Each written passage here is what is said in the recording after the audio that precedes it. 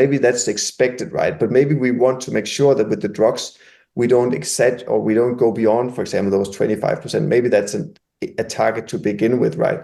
But that being said, why not preserve the lean mass we already have acquired? So I think that's the ideal future, right? That we come up with interventions or strategies that ensures that we can preserve as much as the lean mass that we've acquired as possible and exclusively lose body fat mass. And this is, of course, something that the pharma industry, but also academics are working on right now to come up with ways to ensure we can preserve lean mass. They can be lifestyle interventions, or they can be kind of drug co-administration type of interventions.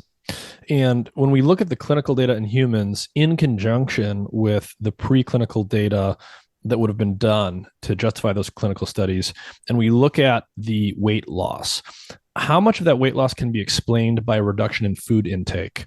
Or in other words, is there also a change in things like basal metabolic rate that feed into this? So this is also a frequently debated question. So the rodent data is less clear. Some of the rodent studies suggest that there is an effect on energy expenditure with these incretin hormones, that you see increased thermogenesis. But the human data suggests that it's exclusively driven by a reduction in food intake.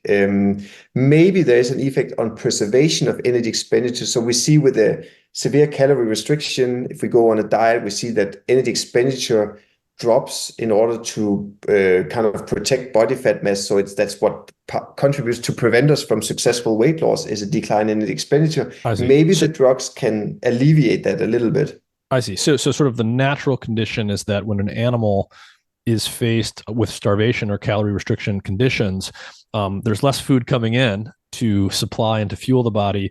And so there's a compensatory drop in baseline metabolism so that the animal's using up what it has less.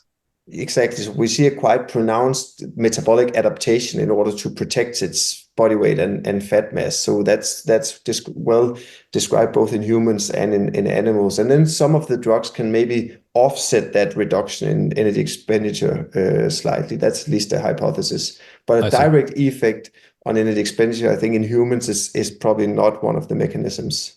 Okay. So the weight loss that many people see is largely coming from a decrease in food intake. Exactly. Yeah. And so when people take these drugs subjectively, what do they report? Are they simply less interested in eating? Do they feel full sort of more of the time? Do they feel sick or nauseous or anything like that?